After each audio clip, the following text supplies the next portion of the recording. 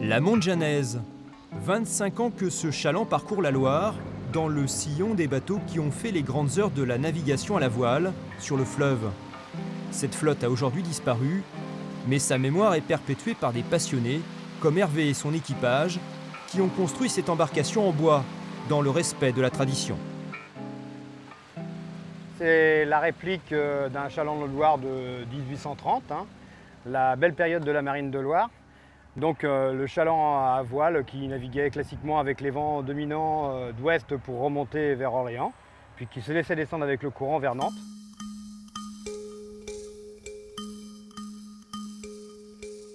À l'époque, il faut imaginer ces chalands transporter leurs marchandises les uns derrière les autres.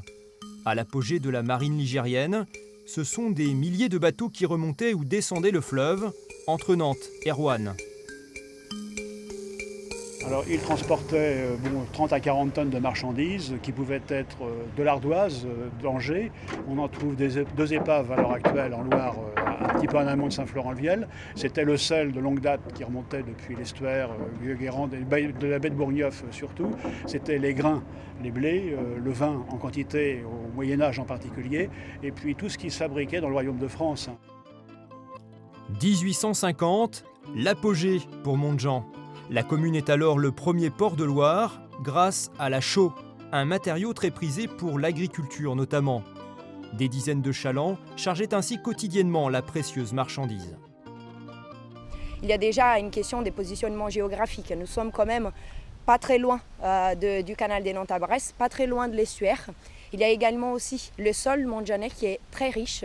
Nous avons ici de la pierre calcaire, mais aussi du charbon, ce qui permet en fait d'alimenter les fours à chaux en matière première. Les derniers fours à chaux s'éteignent au début du XXe siècle. Les navires en bois sont remplacés par des embarcations motorisées et le trafic va décliner peu à peu.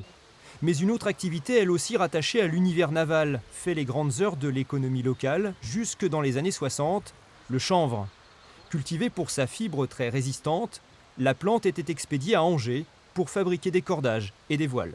On s'aperçoit que l'écorce, c'est-à-dire cette partie-là, va faire toute la longueur de la plante.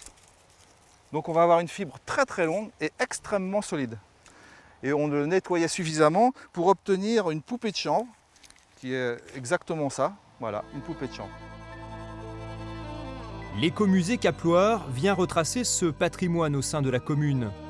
Quant à la Montjanaise, ce symbole de la batellerie ligérienne nécessite désormais des travaux de restauration. Une souscription est lancée pour sauver ce témoin du passé.